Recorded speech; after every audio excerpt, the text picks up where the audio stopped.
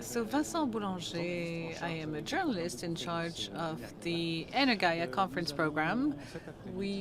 This afternoon we will talk to you about hydrogen, green hydrogen, because we are going to see some major projects coming around. This is the major theme of this afternoon. We're going to talk about ecosystems at EnerGaïa, because we had a call for tender from ADEN that initiated this sector.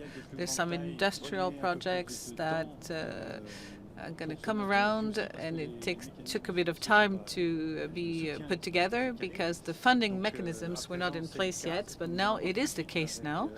So we will talk about that with our guests, and we'll dive into the details of their projects. So we'll start with Monsieur LEPERCQ.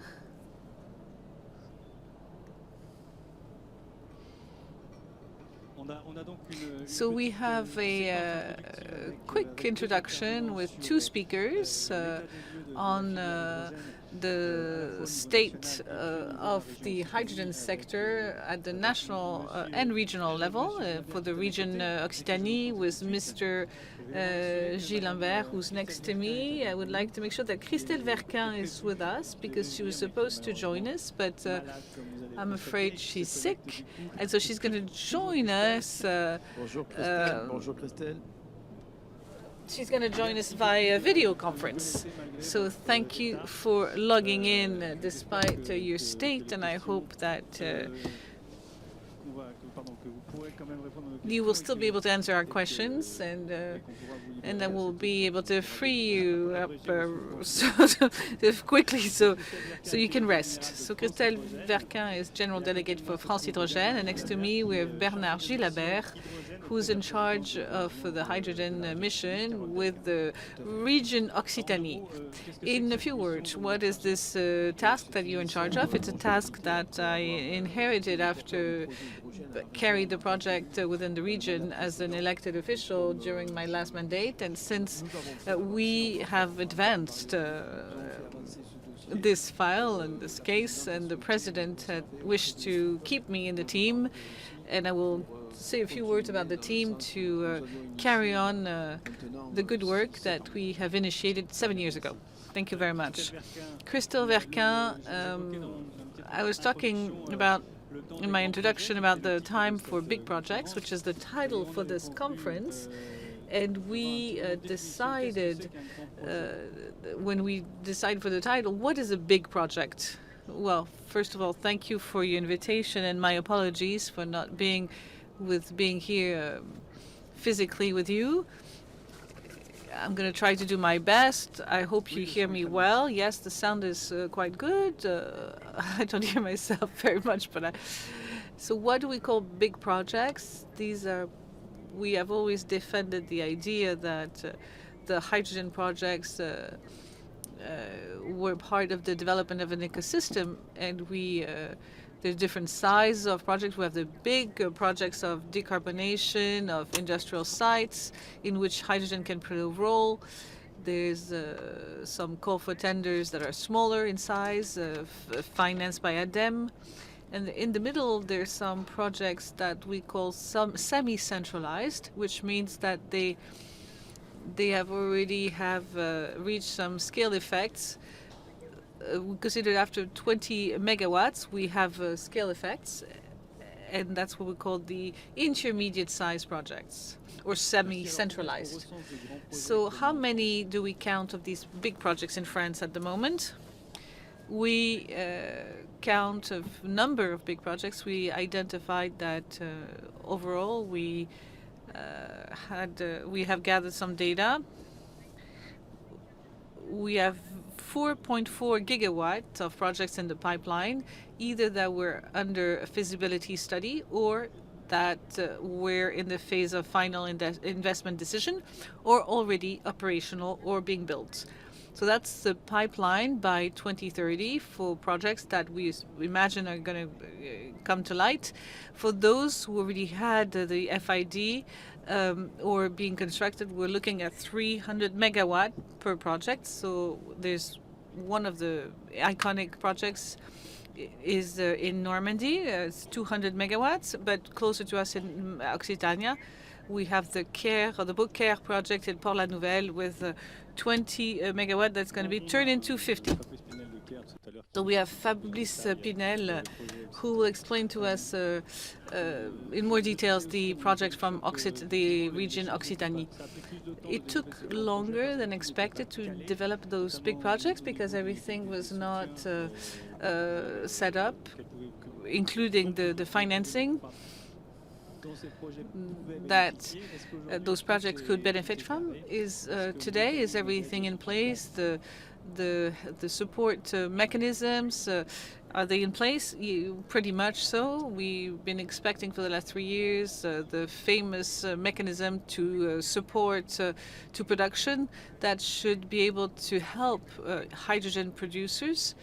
And it took a while to be set up because this is state subsidies that are then examined by the European Commission, who examine the French projects. So we have 3 phases for call for tenders for the production of hydrogen, and we would compensate the extra cost for the producer to produce hydrogen. So we're nearly there. It is still in the finalization phase with the European Commission. We really hope that we can launch the first call for tender as a competitive tender as of January 2024. So be what we call in our field in the PV sector or the wind sector, buying rate, or an additional compensation to support these projects. Yes, what we call it an additional migration, and it's based on a number of criteria to be obtained. It led to a lot of discussions. We wanted to open up this call for tender to a number of actors, and not only the big players on the market, on the energy sector, but to have some actors that we call pure players of the hydrogen production. You had a few of them in your panel, LHYFE, HDV, and other players who could very well become champions of hydrogen production. Thank you very much. I'm going to now turn to the region Occitanie. Mr. GILABERT, you put in place policy to support hydrogen since your previous mandate, so it's been going on for quite a while now. The projects that you supported, did they come up to light? I would like to remind you that the system that we put in place in 2016-2017 works very well. That is building a bridge between the ADEME and the region, but also between the departments of the region, the development agency, and several other agencies, so we can create a team to put in place this energy transition policy that is linked, of course, that is based on these private-public partnerships. On projects, we had initiated a number of projects. Today, we could see some inaugurations. The import project that is an ecosystem has inaugurated 2 weeks ago. On the hydrogen corridor, we can see a few stations being built. The 2 production units, Christelle mentioned them, EDOC at Port-la-Nouvelle, we've laid the first stone. It was inaugurated last week in Bessières. You mentioned those projects as if everybody knew them, so I would like to rewind quickly. What is EPOR?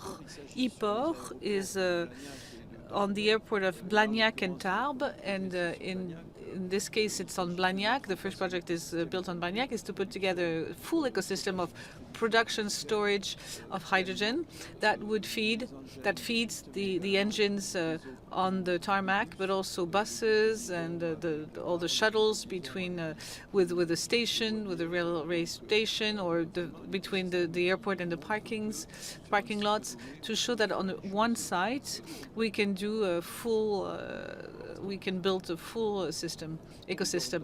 For the hydrogen corridor, it's a different logic. It's a model of deployment of a network of charging stations that are linked to production units that produce enough to feed those charging stations. And also, we're trying to support the financing, the funding for heavy transport and common transport, public transport. And the last projects that you mentioned are the building of electrolyzers to produce hydrogen. There's other projects. We didn't talk about the hydrogen, the train that are powered by hydrogen. 3 of them were ordered by the region with Alstom. There's also the drag hydromer, which is built in Brittany, that is going to be installed to take the sand out of the ports of Sète. There's a project Genvia that's going to be installed in Béziers with a joint venture with Schlumberger and a lab from Grenoble and the agency for climate, the regional climate agency, because the region has decided to work also on the full value chain. The Genvia, again, for an audience that does not know all these projects, it's a plant that produces electrolyzers at high temperature, and the region took a share in it, took a stake in it. Yes, and the issue is that the problem of with hydrogen and energy transition in general, and it's recommended by everybody who worked on it, is to have a to save the energy frugality, efficiency, so work on yields, on high yields, try to move towards more renewables, and mostly to have economic models that can be acceptable by the users. Thank you. Do you feel that the region is dynamic with all these projects? Do you feel like there's a momentum, that there's the structure, the creation of an industry around green hydrogen? The GILABERT example is one of them. Yes, there are other projects. We can also talk about Safra in Albi, which conceived and manufactured some buses powered by hydrogen. In the hydrogen corridor, we are renovating, retrofitting 15 buses. You know the difference. The bus is inside the city, and the coaches would be between 2 cities, so it would be coaches rather than buses. So they ordered 15 coaches or intercity buses, and that will be delivered soon. There are other examples of development. There's also a society economics H2 team in Albi that is working on the support function of the hydrogen network sector. Hydrogen is a technology that needs to be mastered. We need to do some feasibility studies. We need to do some safety studies on the functioning. We need to make sure that the users will be able to use those technologies safely. And also, we're going to have to train some trainers, and the region has supported those structures to function. And today we're present at many places on the value chain. Do you have a major project such as Air Liquide in Normandy? I don't know if everybody knows it, but those are meant to serve some chemical plants. And do you have such things in Occitanie? We don't have the industry that other regions have. When we talk about hydrogen production, everybody wants to do it, everybody can do it. The real issue is to deliver the hydrogen at an acceptable price. That's the real challenge, because it's the same on the size of the electrolyzer. The good electrolyzer is the one that is going to supply me with hydrogen for 2 euros a kilo, which is the green hydrogen. In a region like Occitanie, we need to be organized. We need to work with local authorities. And the region at the moment is building a project to bring the local authorities to do some analysis of the situation. Where do I have the possibility to use hydrogen? What partnerships can I put in place with the region nearby? Who can supply to me this hydrogen? Where can I look for it? Networks are here for that as well. There could be some operators. The policy is in supporting the regions is trying to take it one step further. Yes to production of hydrogen, yes that there's some things that are being done, but we believe that today we need to work on the uses, because we really have to address the challenge of mobility more than the decarbonation. We don't decarbonating the industry. We don't have that much industry in the region. Of course, we have to do it, but hydrogen is also it's a fuel. And I mentioned there's another project close to Montpellier, the company BOULANGER, that works on hydrogen that can be used for welding station or for distillation, cognac distillation. There's a beautiful project linked to it. It's quite a nice use, isn't it? And that all shows that the scope of application of hydrogen is a scope that you have to be very creative about, because it's really important. And I want to say, if we look at the hydrogen plan that we're being proposed, it's of course interesting to go from 1 million ton of hydrogen to green in 2024 to 10 million tons, in 2040. It's of course great, but we need, before all, work together on how we are going to organize the use of hydrogen in a smart way to make sure that there's less and less fossil industries, because that's what we're trying to do. We're trying to reduce fossil energy. It's not for the beauty of hydrogen.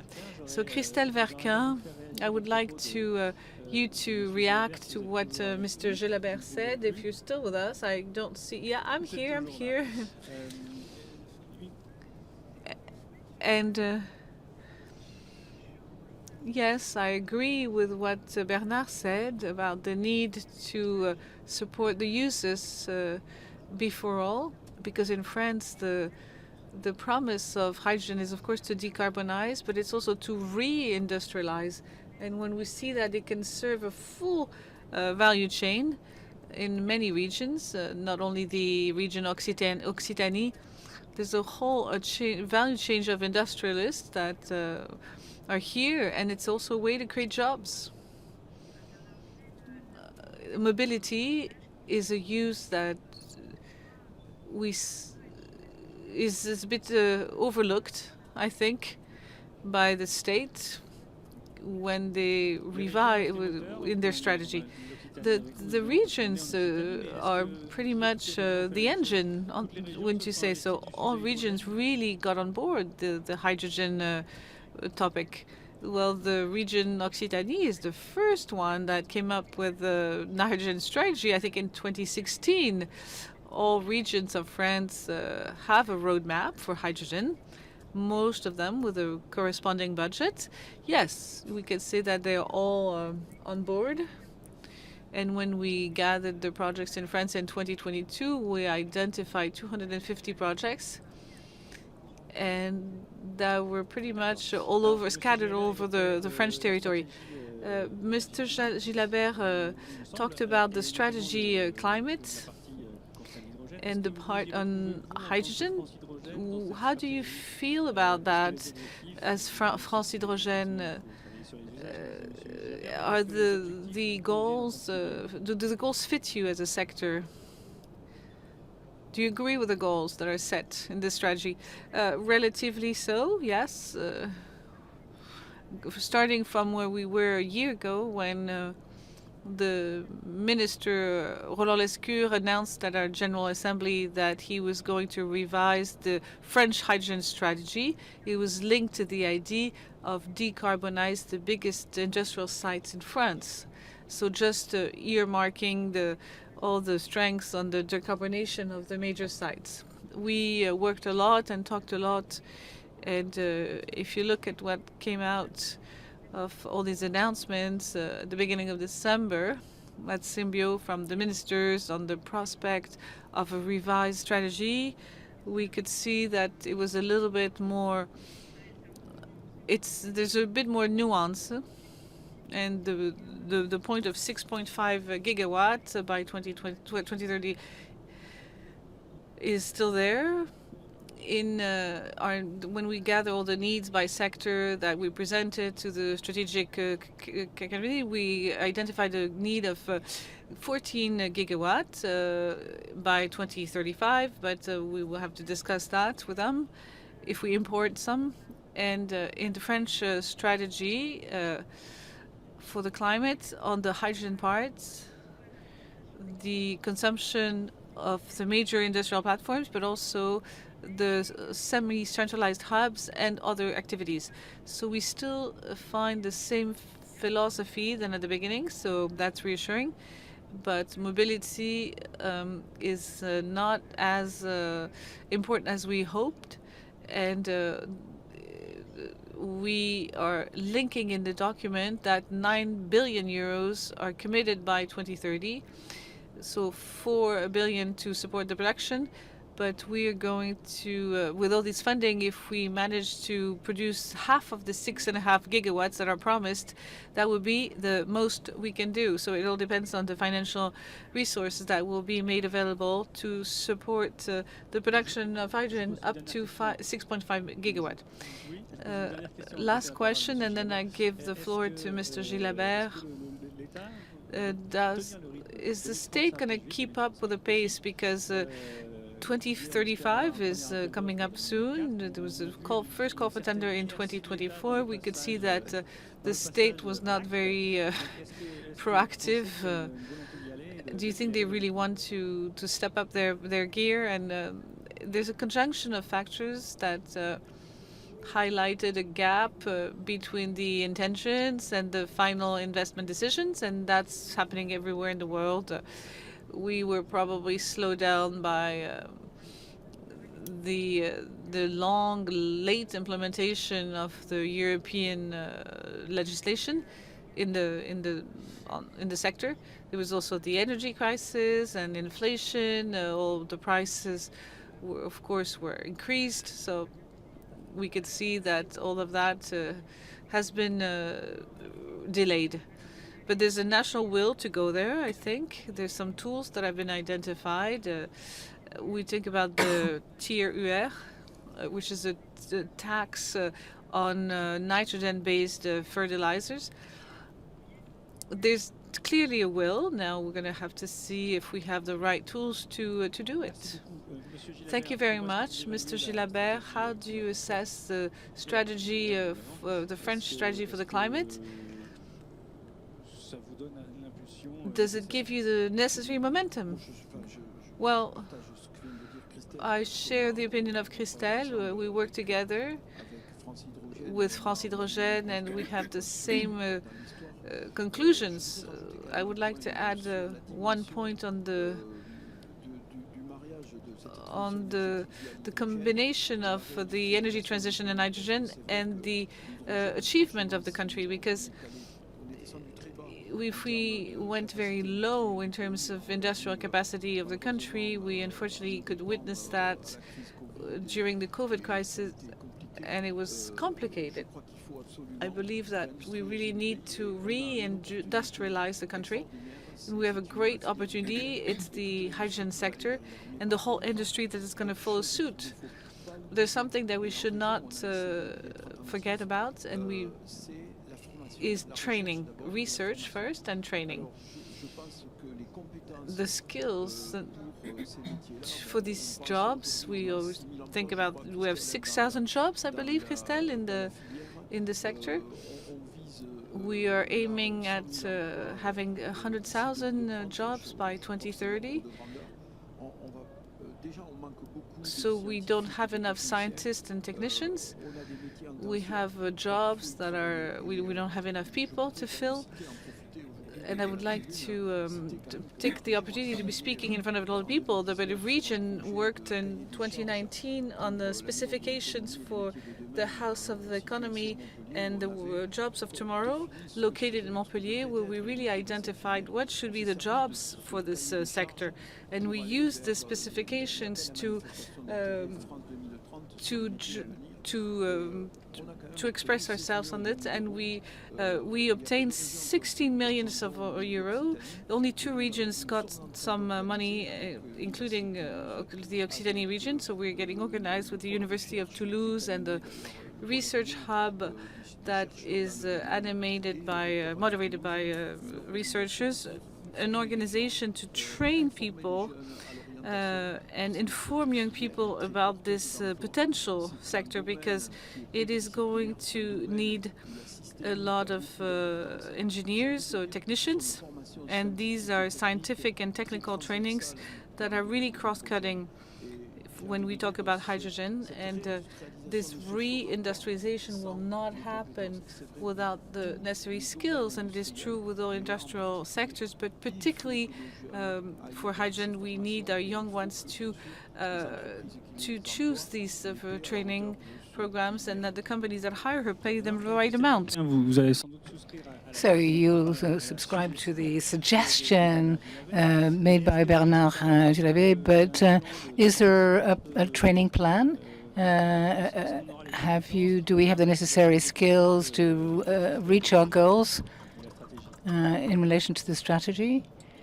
Well, yeah, this is one of the challenges. The third priority area in the national strategy for hydrogen is research and development and innovation and continuing training efforts. So at France Hydrogène, we've been working in the interest and to diagnose the jobs of the people, the jobs which are under stress, and we managed to list the fact that a lot of industrialists organize their own training facilities for their employees to draw talent, because in the transition process, this is going to put a number of young people, trained young people, in competition with one another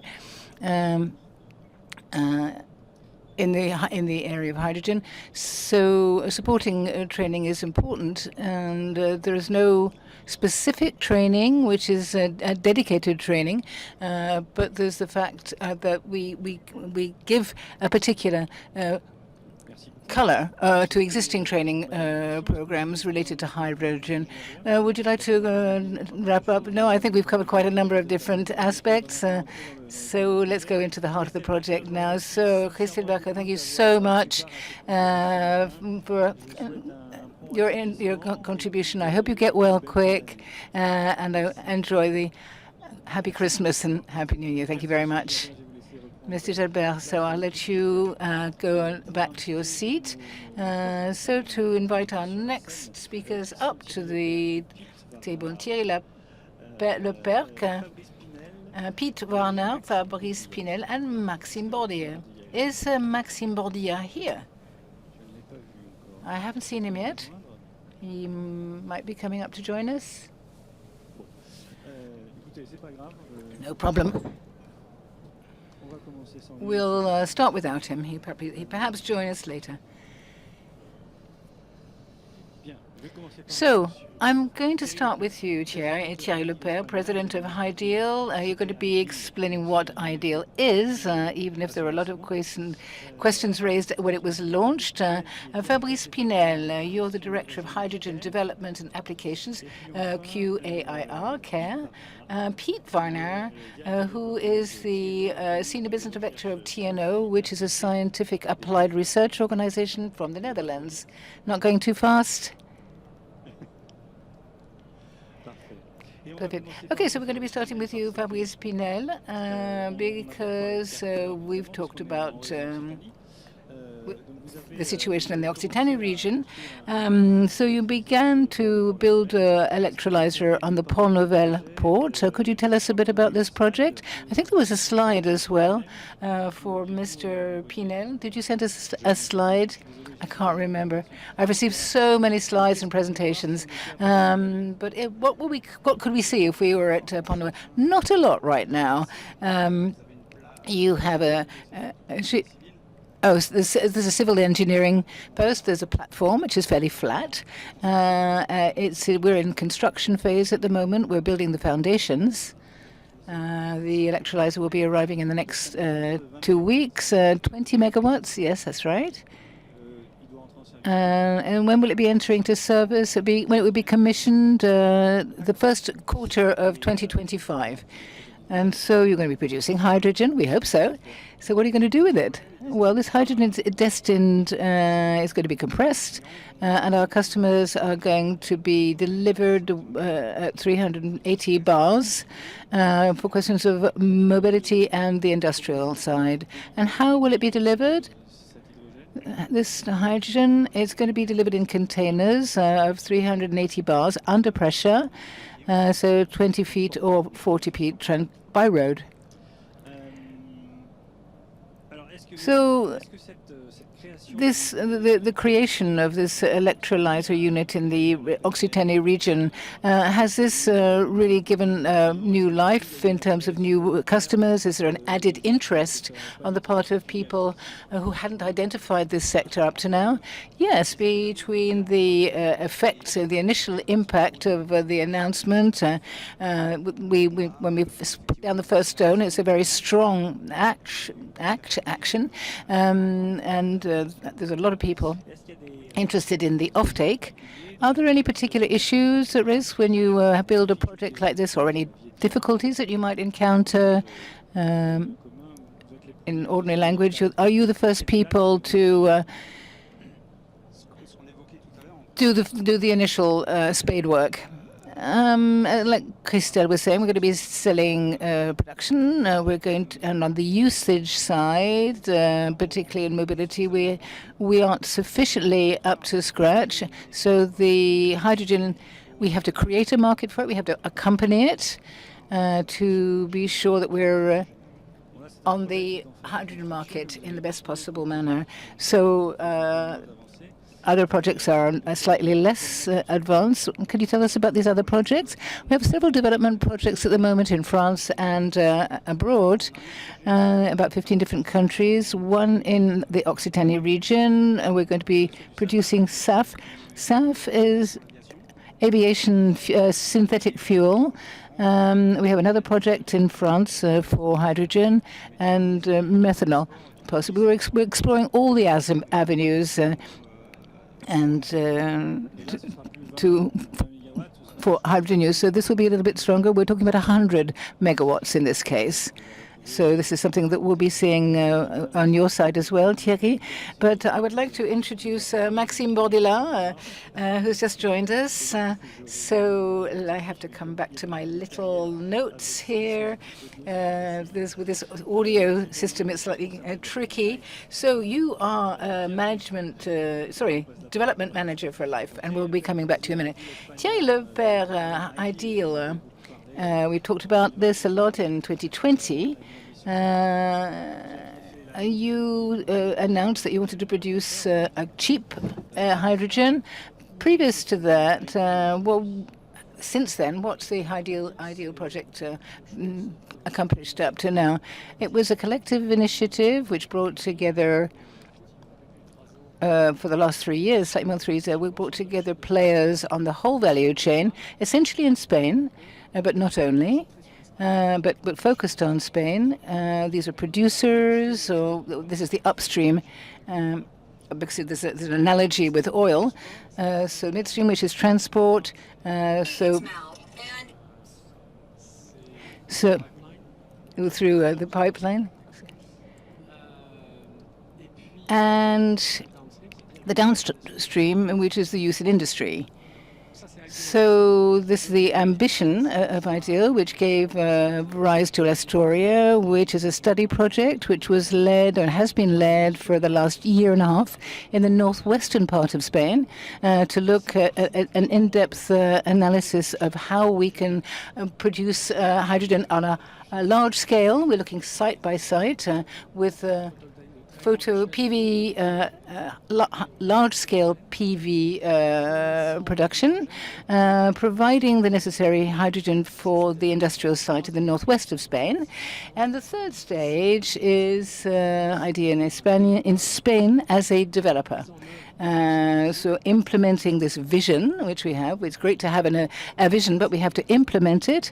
It's now going to be 2028 with 150,000 tons per stage, not all at once, with construction which will be starting in 2026, with 10 different production sites in the northwest of Spain, and very close collaboration with EnerGaïa, who is the gas transport operator in Spain, who we got together to study this project over the last 3 years. The idea of deploying 3,000 kilometers of pipeline across Spain, and as you will have noticed, working with GRT Gas at the Ash2Med branch. But the problem is that it goes around the Occitanie region, and it's which is unfortunate. Some people said there'll be one branch which stops at Port-la-Nouvelle, but it'll be much more of interest than the idea of hydrogen going across the Pyrenees. So, but it actually will be able to go across the Pyrenees. We're absolutely delighted with this, produced in Spain for Spanish users in the northeast of Spain as well, Tarragona. Tarragona is a big industrial port, which today has a demand of 500,000 tons of hydrogen for its petrochemical and chemical companies, plants, and Toulouse with the SAF. Marseille with Voss near Marseille, Germany. So it's an approach which is not simply Spanish-based. It's also linked to North Africa because as of now we're working with big projects in Morocco and Mauritania. So in regard to the capacity and PV capacity as well as the electrolyzers, could you give us an idea of the size?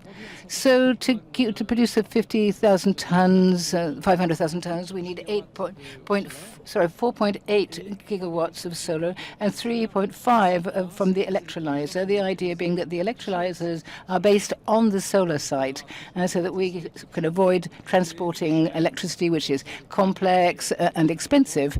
And so these are installations which will represent roughly 300 megawatts, which will be where there will be the PV and electrolyzers with subjects related to water availability, which is a crucial element. Chemical plants are another aspect, and we will need authorization to be able to manage the risks. And in parallel, we need to be able to deploy transport infrastructures. Basically, there's no hydrogen if there's no pipeline. The pipe is going to produce, take the produced hydrogen from where it's cheaply produced, take it to industries in France, for example, where we do not have this resource. So we can talk about this with the other speakers in a moment. So is it worthwhile putting electrolyzers in with only using solar hours? It's very important to base yourself on the market, to look at what the customer wants.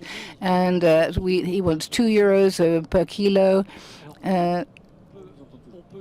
If we may consider that the customer is being reasonable, but the customer is the customer. And 2.5, if I take that as a figure, which is the goal of HYDEAL, €60 megawatt per hour means that the electricity the maximum cost of the electricity to respond to this need. Okay, we're talking about this is a no grant situation. So if we have so that we would be able to replace the system. But currently, with the current market, there's no re-industrialization without competition. We can't produce something which costs 4 or 5 times more than elsewhere. And it's essential to make sure that industrialists understand the situation. We can't compensate from Berlin or from Amsterdam. We have to really work with our own resources, our own talents, and to come back to production. 20 euros per megawatt hour is a maximum. This means that we have to depend on solar. Wind turbines don't work in this case. They can only represent about a quarter of what we're looking at. The electricity grid doesn't work as well, so this leaves us with solar. When we look at the way the electrolyzers work by following the production curve, there's a technical side which involves it's not completely solved. In China, they have the biggest worldwide project on this area, but have electrolyzers that work at 30% of load. It's difficult, even for 50%. We're talking about the technology with pressurized alkaline. Otherwise, which would make it more expensive. So there's this issue or challenge of flexibility, and we work with other organizations which have helped us to resolve this problem. There's also the cost of the electrolyzers. If they're very expensive, and we want them to function as we're planning them to do at 30% of load, if we have electrolyzers that are expensive, this won't work. And so we also have to have cheaper electrolyzers. But it's once again, the market is the customer, and so if this customer, we can't grab the customer by the throat and tell him that he's got it wrong. So if we come back I came back from Dubai with the COP28, we're completely underestimating what was announced 2 days ago. The end of fossil fuels. We compensated with coal, reducing coal. They didn't say how. But if we want to replace oil with coal, petrol at $80 a barrel. This is €2 a kilo. Some people say today, well, in France we can produce, I don't know, 5 to 10 euros a kilo. It's between $200 and $500 per barrel of oil. So to reindustrialize the country with oil at $400, I think it just would be impossible. It's absolutely time in this industry to open our eyes and to say that if it's about getting away from fossil fuels, today we're in a catastrophic climatic situation. There's an absolute emergency situation, and the oil states that have recognized it, well, they haven't really recognized it, but they've understood, let's say. It's difficult. The transition is difficult for them, but they have understood the situation. But we also have to understand there's mobilization. And my final point is that to reiterate what Gibril said, we have an extraordinary capacity in France in terms of engineering, industrial development. Let's concentrate on what we know how to do. Engineering, infrastructures, usages as well. Yes, it's a bit of a problem, this headset. These usages, there's a huge amount of innovation to be done here, and the Occitanie region is well placed in this issue. Let's not just focus on we don't have, i.e. what's available in Spain, for instance, 40% higher than what we have in France in terms of competitiveness.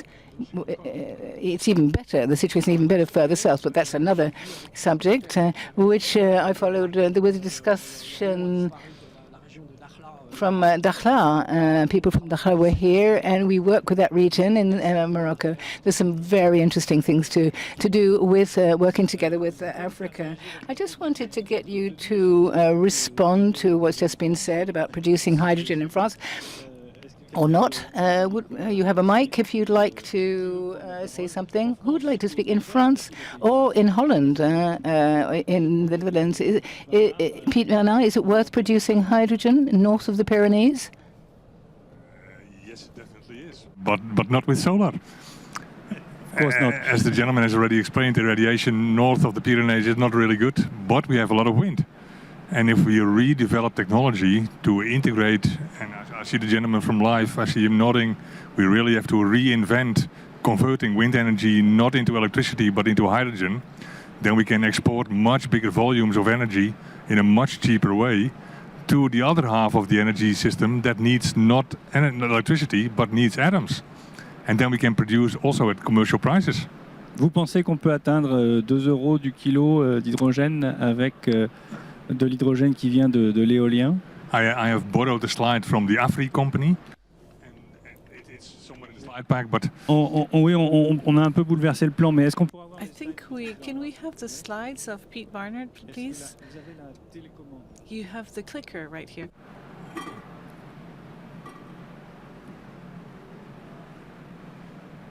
yeah, on the last slide, this is the projects. We'll come to that maybe later. But this is the cost breakdown that has been made by the renowned company Afri, and there is 2 scenarios painted here.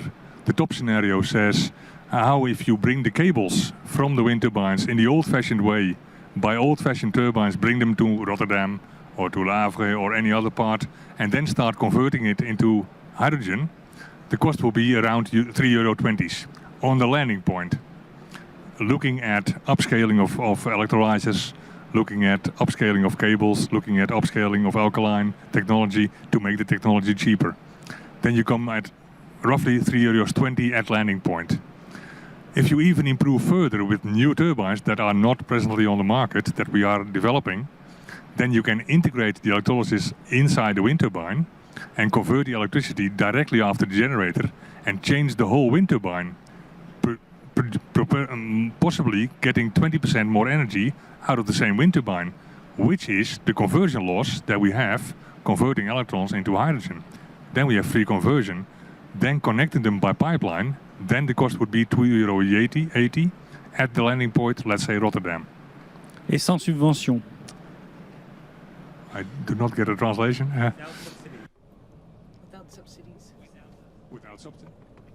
Without subsidies, yes. Okay. We'll come back to you later. Thanks. Maxime. Maxime, would you like to respond to what's just been said? Yeah, absolutely. I think that I can't really enter into the same level of detail in terms of structuring the tariff rates. LHYFE shares the same vision, perhaps slightly further north and working with turbines. At the moment, we have an electricity resource in large quantity, which isn't cheap, to produce mass-produce hydrogen, particularly offshore, because offshore the water resource is absolutely abundant. So from that point of view, we do share the same vision, which is that it's not necessarily a good idea to produce hydrogen in France or in other European countries. Nevertheless, it's important to be able to partially use the sectors, and hydrogen is a complex process, and we can see this. We can speak for we see this from our own experience, but it's something that has to be done by stages. We have production tools which make it possible to start producing, to acquire experience, and to increase little by little to arrive at massive production sites where we do have the necessary resources, whether in terms of solar or in wind power or water.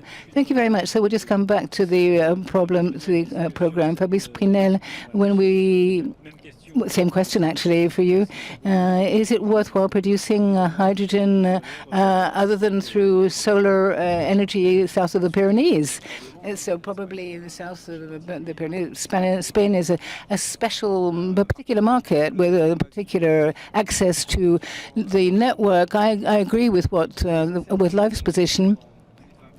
We're present in more than 20 countries. We know what the cost of electricity is. We know what we can produce in these countries with giga projects for hydrogen, and we can perfectly well see that there will be these will be brought into Europe.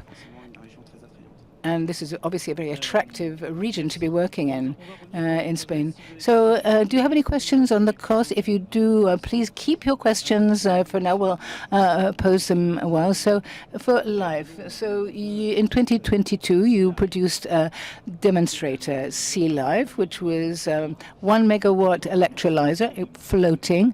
Why did you launch this demonstrator? As I was saying previously, the vision of LIFE is to produce massively offshore.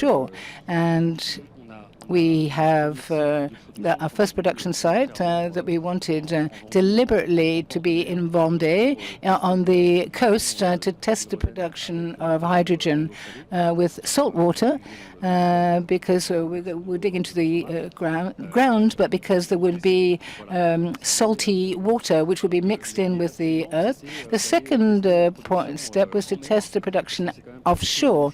It's not at all the same thing with equipment which is very, very sensitive. It's one thing to produce something which is stable and another which is in movement. And so there are effects related to the environment that need to be mastered, the movement, the kind of balancing movement.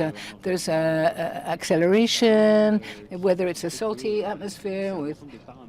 There are a number of different parameters that need to be mastered, which is the whole aim of LIFE, i.e. to test and measure both on ground and offshore, and to compare all the data to draw conclusions and to acquire experience, so that we were able to envisage what we would do next. And this is what we're doing at the moment, LIFE with the HOPE project, which is off Ostend, offshore from Ostend in Belgium.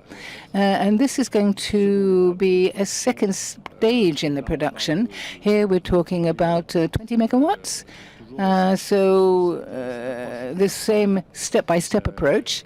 And to produce hydrogen, not with a demonstrator this time, but with a real piece of equipment which will serve the various usages. So I come back to what the vision that was expressed earlier, the pipe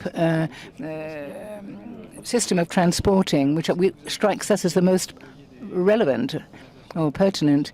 I think you had a. Did you send me a slide? I'm sorry, I can't remember quite who sent me what, but could you tell us what this actually entails? Is it? Are we talking about an electrolyzer? Yes, we electrolyze water offshore at 1 kilometer off Ostend, not on a demonstration dimension with LIFE. We're at 1 megawatt, whereas now we're using a model at 20 megawatts. So not simply to test this time, but really to produce and to deliver the various uses, whether this be mobility or industry on the surrounding area. If you put LIFE on a floater, are you thinking of using a wind turbine, a floating wind turbines, or? Yes, the floating turbine sector isn't something I can really talk about. Why a floating electrolyzer rather than one that's just based on out at sea? In your demonstrator, you decided to choose the most complex version. Yes, I think this was the approach, was to look at the most complicated solution right from the outset. So That's all I can say on that level right now. In terms of the projects, so for LHYFE, you communicated a lot about the various different types of projects. We're talking about 100 megawatts. Do you have any projects of that size? Yes, we have a project in Germany, which was announced recently of a major capacity. We're talking about 800 megawatts. Another project which was recently announced with the port of Saint-Nazaire in France. So we're talking about 210 megawatts. And what's the timeline on this? Well, the one at Saint-Nazaire, I think we should be looking at 2028 as the time horizon. This needs to be confirmed. And the one of 800 megawatts, I don't think that any announcement has come out as so far as to when it's going to be commissioned. But it's a slightly more complex project or comprehensive project, which will take a little bit more time. But I won't venture to give you a date for that. Okay, so let's say the horizon of 2030, when everything's going to happen. So we're going to come back to you. I would like to have again the beginning of the presentation of Piet Barnard, so we can see where we're at when we're at in the Netherlands. What are the projects that are about wind at sea, wind turbines at sea? Well, the main projects today are on land, not on sea. LHYFE is still really taking the charge going offshore, and there are big research areas there. The projects that are currently ongoing in the Netherlands are in the south, building the hydrogen backbone. We have 2 TSOs in the Netherlands to make life complicated. One is doing the gas, that's the Gasunie, and we have one doing the electricity, that's TenneT. I've been to main office of Gasunie announcing them, hey guys, why are you not merging? I've been kicked out of the office. But we are building on the hydrogen backbone, and that's very, very important. Just like the gentleman explained on Spain, the nicest solution, the cheapest solution to export large volumes of energy is through pipelines. So we are building a number of pipelines in the south. The building of the pipeline in Rotterdam has started in the Europort area. In the east, in the northeast part of Groningen, we are building with Gasunie a large-scale hydrogen storage in salt caverns that is changing from natural gas towards hydrogen, where really terawatt hours of energy can be stored to come to seasonal storage. It's number 2 on the map. I was looking for it. Also on wind turbine onshore, we are working with a startup company called Hydro. And then in number 3 on our test site in Wieringermeer, the north part of the Netherlands, very close to where I live, on the inner lake, we have built a turbine not yet integrated on hydrogen, but outside the turbine, so still a conventional turbine. We are producing hydrogen for the mobility sector. And it's providing, through a pipeline, it's providing a fueling station at 380 bars to provide trucks running on hydrogen.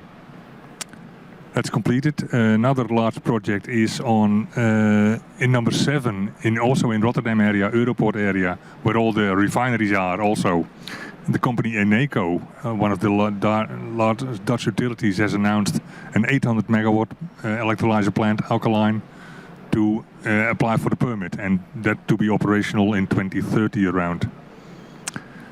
Also in the same area, Shell, the national fossil fuel operator, let's say, doing a bit of renewable energy, has announced a financial investment decision on a 200 megawatt plant.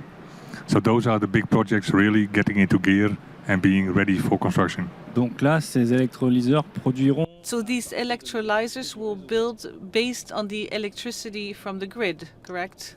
Which has the weak point that wind farm operators still deal with negative pricing, still deal with unbalanced cost, still deal with all the electricity losses of conversion and cable losses. And yes, they are at the end of the cable, but in this way they try to avoid negative pricing. Because the owners of the wind farm are also the owners of the electrolyzer plant on the other end. So in case of cheap electricity price, they can run the plant cheaply, but it's not solving the system problems. Donc, Il y a un I think there's a project called the North H2 in the Netherlands, or is it a German project? I think it's a project of production of hydrogen at sea, offshore hydrogen, that is massive. Is it something more than what is on paper? Is that begun at all? It's shown as number 5 on the map, but it's very much on paper. We have done safety studies on electrolyzers, on crossovers, on leakages, on explosion risks, but it's still very much on paper, looking at feasibility. Et ce serait avec des éoliennes, comme vous dites. So that would be with wind turbines that are not made for that are not dedicated to that? Correct. On the north side, a lot of wind farms are projected, and our biggest challenge is indeed to talk with Dutch politicians and not to only spend 30 billion that TenneT has done on electricity infrastructure, but also start building pipelines for the next generation of wind turbines. Because 50% of the economy needs molecules based on hydrogen and not electrons. À quoi ressemblerait? So what would look like a wind turbine or a wind farm that would be dedicated to producing hydrogen? Do you understand that? Do you have an idea of the concept already? Oh yeah, we are very much looking into that. Thank you for asking. It would change the entire rotor to generator combination. Today, the rotor to generator combination is chosen to simulate a coal-fired power plant, to produce as much full load hours and at cable usage as possible. That means that we have very large rotors and very small generators. If you want to build a hydrogen wind turbine, you would like to make the generator at least 20, maybe 30% bigger than the old day configuration. In that way, you can generate much more energy out of the wind, because now it's operating at a really low wind energy. So to increase that again, to overcome conversion and then export by pipeline, makes hydrogen much cheaper. Il s'agirait pas d'avoir des... So you would need to have some wind turbines with rotors that are different. It would be the one with 3 pails with a nacelle on top of the mast. Is that something that you would look at? It's not a revolutionary complex of turbines, is it? No. It's already been done in the past, but the look of the turbine would still be the same. Would still be three blades with a 15 megawatt rotor. Let's say it like that. Only the rotor would not be 15 megawatt, but would be 18 megawatt, and the electrolyzer would be 16 or 18 megawatt. Merci. Thank you. I don't know why. Are you convinced that we can produce hydrogen, cheap, affordable hydrogen with wind energy in the north of Europe? The numbers that came out are quite convincing. So if it's to deliver at 2.7 euros per kilo, I think we're very close to what the market is asking for. So from that point of view, all efforts are possible. I would like to take the example of Dakhla. Dakhla is a region in the south of Morocco. It has its own, issues because it's a region that is still, for some, contested. But it is the region where you have a wind, the best wind resource in Africa, and it's also the best solar resource. So a lot of developers are thinking to make hydrogen only with solar, but also with electrolyzers. And in this case, of course, charging of electrolyzers go from 30 to 80%. So of course, it's a good thing. But it's not about saying this energy is better than this one. It's about having a systemic approach, an approach at scale. And I think that what we talked about early on, which is the topic of reindustrialization, it is a key subject. And we're completely crazy in France because we imagine that we're going to do reindustrialization with an energy that is 4 times more expensive than in other countries. So I spend a lot of time with Americans and with Indians, and they're happy. They're looking forward to what's going on in France. And with most of the industrialists that we work with, in metallurgy and metal. They're looking at Texas and India, thinking ahead, thinking this is not working, because it's not because we're going to be subsidized at 80% for our plants in Fos or in Dunkerque or in Marseille. We don't believe it. They ask for it. Sometimes the state promises, but who's going to give 20 billion to a company? It's not going to work, even to save 10,000 jobs. The only way, in Texas, is the model that we really need to follow. Or the Middle East. What do they do in Texas? They attract industries with cheap energy. We have a vision that we are developing with Mauritania, Morocco, Spain, and that we're now going to present in Marseille on January 17 with a region, is the vision of the pearl necklace. What does that mean? It means that we have infrastructures. That's a necklace. The infrastructure starts in our vision in Mauritania, in Morocco, then in Spain. It goes across the Pyrenees mountain and eventually gets to France and goes even up north of Europe. And then you have the pearls. And what are the pearls? The pearls are industrial clusters that are on the way of this trajectory. And they're going to be developing in a huge way. Nouadhibou, who knows Nouadhibou? It's a mineral port where the iron mineral exported from Mauritania arrives, and there's a project of 1 billion for steel industry, 1 billion euro announced by ArcelorMittal to transform this port into an industrial port. Industrialization of Africa. I was there south of Casablanca. There's a steel plant. And he wants 100,000 tons of hydrogen per year. You have one of the biggest coal plants that could be converted into hydrogen. You have the possibility to re-industrialize and develop the industry. Tarragon as well. I talked about Tarragon a few minutes ago. In Tarragon, you have an industry that is mostly, all the port of Tarragon is import of fossil fuels. They're wondering what it's going to look like in 20 years when it's done. And if they are on the way of the way of this pipeline that will connect this Euro-Mediterranean pipeline, all of a sudden Tarragon can become or will become a major hub for hydrogen. Not for the hydrogen produced in Catalonia, because they don't want that, but for the hydrogen produced in other countries, other cities of Spain, or even further south. And I will take the example of the Occitania region, or Marseille and Fos, because Marseille understood that without the Spanish or the Moroccan hydrogen, Marseille-Fos is over. It's finished. And the Cap Gemini is also involved, and you're not going to develop industry with energy that is 4 times too expensive.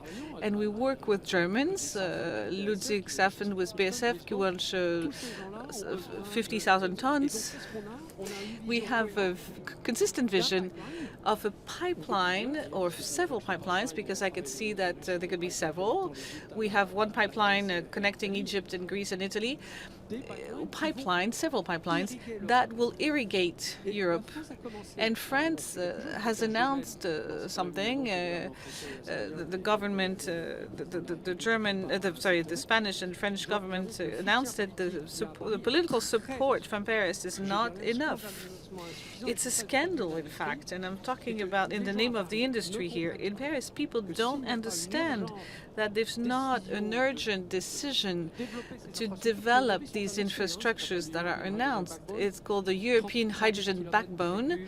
30,000 kilometers by the horizon 2030 was announced in Brussels 2 weeks ago. It is urgent that in Brussels, in Paris, in Berlin, in Madrid, there is a big cause of this Mediterranean pipeline. We're on the shore of the Mediterranean, so please read The Economist of this week, and you will read that they announced that the Mediterranean region, 25 years further down, will be the center of that. And this seems obvious today. We're not fighting with the south of the Mediterranean or the Pyrenees or even the Germans. They are friends. We have a common interest, and we should really have this vision. We should have this Euro-Mediterranean vision, and this is what we're going to present in Marseille on January 17th. And I would love to have a representative of the European Commission or of the Occitanie region. It's not only about adding one project to the next. It's a real political project. It's a geopolitical project, and it's a project that mobilized. I spent a lot of time in Morocco and Mauritania. There's a trust and an appetite for this topic that is fascinating, and it's a lot of great energy. Thank you, Fabrice, PINEL. I see you nodding. So, what inspires to you what Thierry LEPERCQ said? Beyond his words, I can see that we are 4 developers here sitting at this table.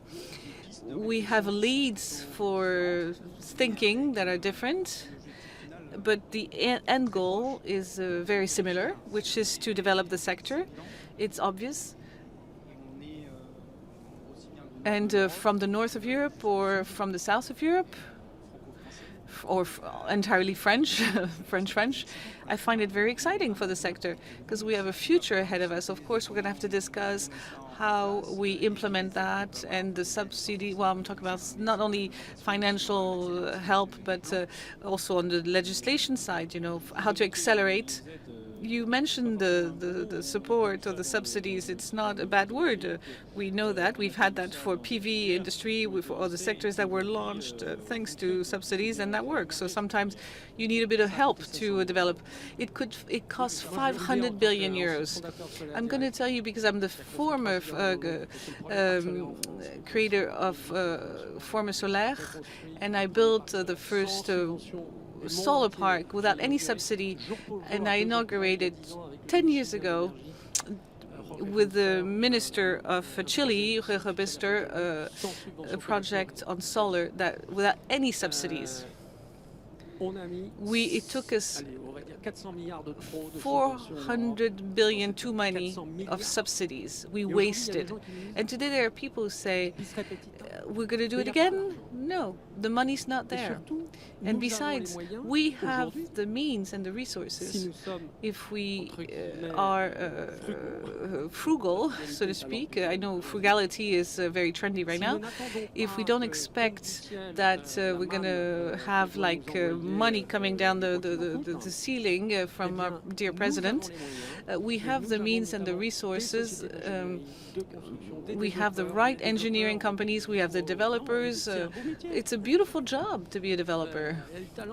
There are a lot of talent in France, and we have infrastructures, we have banks, we have industrial companies. We must, us industrialists, invent and create.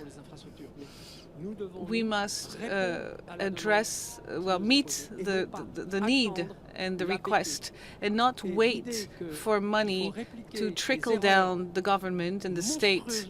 And we should not replicate the very expensive mistakes that were made 10 years ago, and that unfortunately did not produce the results that were expected. We need to do the opposite. We need to work on this approach and try to avoid spending another 500 billion, because a lot of people talk about the European money to finance that.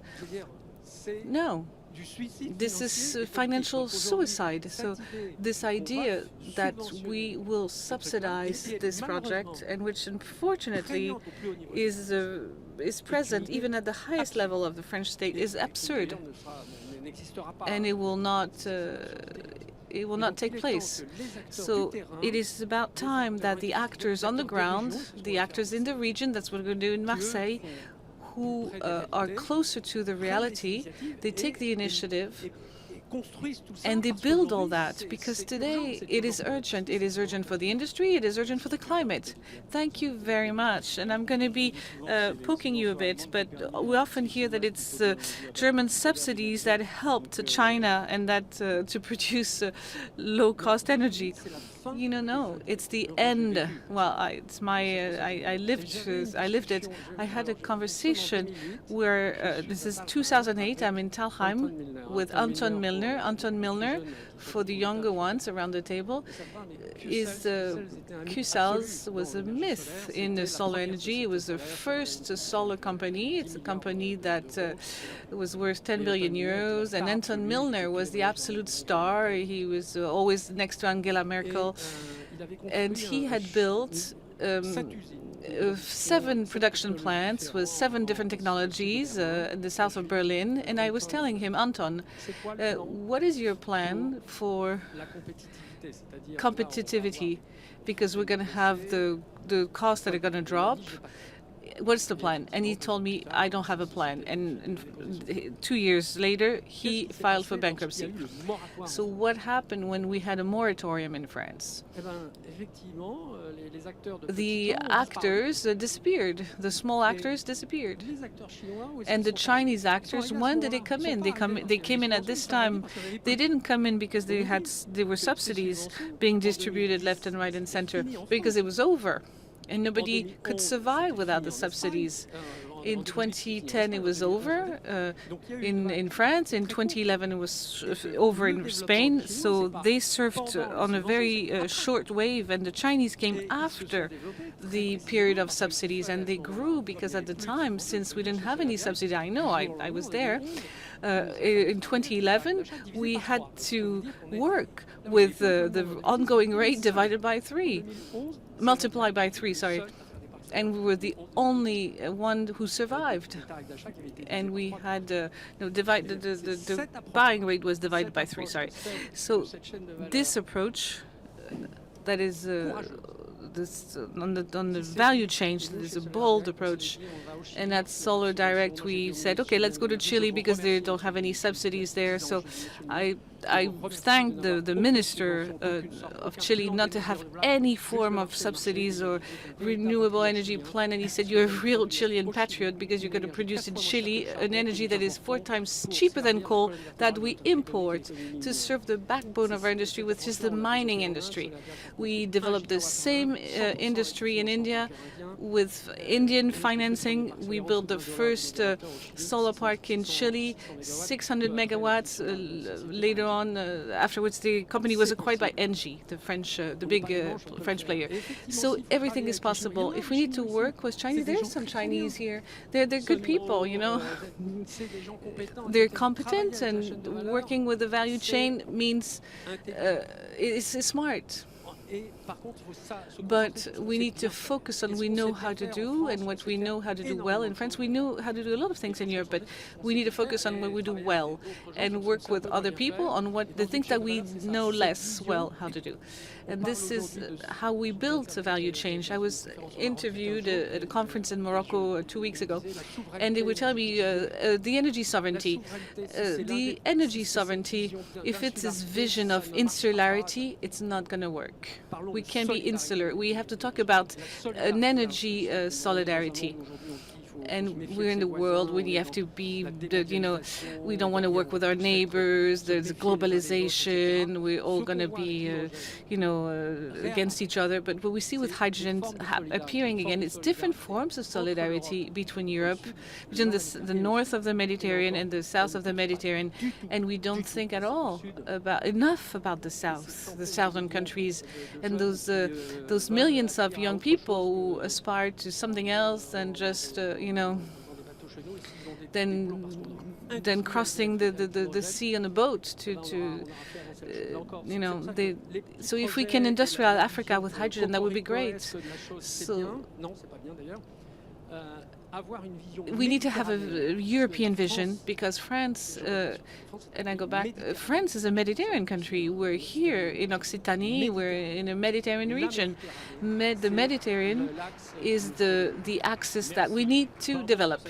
Thank you very much. And we made a a diversion speaking about solar. Piet, Barter, do you want to do you want to react to what Mr. LEPERCQ just said at the moment? A lot of things were said. What is the approach in the Netherlands on these issues? Well, we build a lot of solar, and I totally agree on the price development of solar energy. It is really dropped.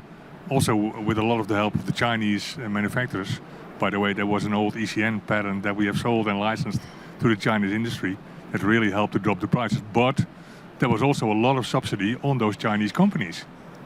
And now prices are going back up because the subsidies are reduced and the profit and loss of those companies is reduced. So prices are going up, and that's something we have to look at. Chinese companies are ultimately owned by state. And then also in wind energy, we have to look at how that is going to affect. But we cannot do without Chinese manufacturers, definitely not. So we have to find ways to work together and then to come to fair competition. Merci beaucoup. Est-ce que nous avons des questions? Thank you very much. Do we have questions in the room for our guests? The gentleman here, the gentleman who's raising his hand. Bonjour. Excusez-moi, c'est une question de néophyte. Sorry, this is a question I'm asking for Mr. LEPERCQ. You have an approach that is really client-centric, and you're really focusing on the final user. Is this going to be... what is the quality of the hydrogen being produced? Is it a notion of quality of hydrogen that you're taking into account? And the additional question, if it's the case that if the quality is expected by the industrialists, is there a link with the source of production of this hydrogen throughout the various options that you mentioned? Hydrogen is a commodity. Well, hydrogen is, we're talking about something that does not exist. There's 10,000 kilometers of pipeline, 80,000 tons of hydrogen. And in commodities, there are standards. And that does not identify quality, where it's coming from this mountain or the other. These are standards. ISO came up with a standard on greenhouse emissions, and there's some technical standards. And of course, depending on the usage, some usages have some requirements of purity of the hydrogen, because that's what we're talking about, that are different. But these are industrial questions. They're not they're technical. They're not questions. They're not political questions. There's no politics behind it by saying there's a good quality hydrogen coming from one place and another one that is bad quality coming from a different place. Like natural gas. Natural gas, or oil. It has to meet a number of criteria or not.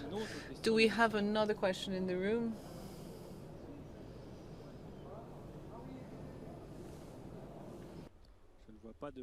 I don't see any other hands raised.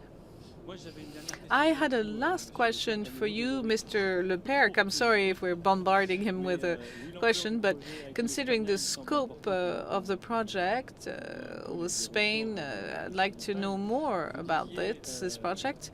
You said, we were talking about the solar installations and the electrolyzers, about the pipelines that need to be built, but what about the usages that need to be found? So, for example, a steel company, a production plant cannot use hydrogen from one day to the next. So how do you put all that in place at the same pace? I'm going to take the example of ArcelorMittal in the north of Spain. You have two stages. The first stage is when hydrogen will replace natural gas in the existing processes. And the advantage here is that it's not binary, it's gradual, it's progressive. You can have a blending of usages of hydrogen in the existing ovens that would also can freeze at different variability. And until we do what is absolutely necessary, which is the underground storage, which allow us to transform this variable hydrogen in completely reliable hydrogen that we can steer, even if we use the line pack, which are the pipelines such as ways of storing for about 16 hours of storage capacity for hydrogen. Then there's an investment of 1 billion euros that ArcelorMittal is going to make in Gijón to transform these high furnaces that use coal at the moment to reduce that. And this is a major investment. And is it going to be ready in 2028? No. There's some technical adjustments to be made. But what really matters for them to take this decision is that they can be capable to sign a contract not over 1 year or 2 years, but over 20 years to supply hydrogen at a competitive price. They're not going to sign an agreement on the basis of a price or a subsidized price, because the subsidy is going to disappear after 10 years. So if the subsidy disappears, the whole economy collapses. So it is essential to have those long-term contracts. So, and what I'm saying now is the same for all the other industrial projects. We work with Saint-Gobain on changing their ovens for glass production. You need to reinforce the industries in their investments. Sometimes some investments take a lot of time, particularly in the steel industry, and they will only do it if they have contracts for supply of hydrogen that is reliable.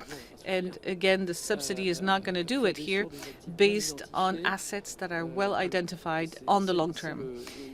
And this is, like the investor said, a lot of moving parts that have to be combined. It's complicated. There's a supply, the infrastructures, there's storage. And it's true that it's not simple. But the first block, what is it planned for? 2028. Thank you very much. Thank you, gentlemen. I think you deserve a round of applause. Merci beaucoup pour cet échange. Thank you so much for this exchange. We talk about major projects, projects of less importance in terms of size, but the general movement is really taking place. So good trip back to Spain, if that's where you're going, and see you soon for everybody else. So back here at EnerGaïa, we hope.